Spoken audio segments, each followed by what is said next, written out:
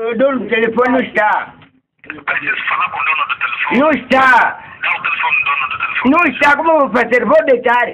Ah, com quem fala, faz favor? Quem fala português não se gosta. Nome de Mengo. Ah? Nome de Mengo. Ok. Olha, dá o telefone do dono do telefone. Não está, vou fazer como está na carga. Você está onde? Eu estou aqui no Bembangango. Você está onde? Estou aqui no Bembangango, na escola 20. Na escola 20. Não conhece a escola 20, onde é que eu fico? Está a falar com o Bariguai? Porra. É. Diz quando ele chegar, diz para ele. Não é porra, você não respeita. Porra de quê? Porra é teu líquido.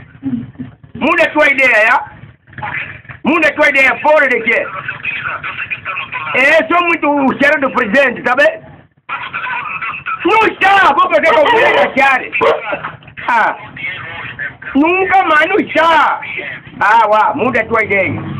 Quero o meu dinheiro. Tem dinheiro, vai apanhar, né? Então, logo, então me fala bem, logo.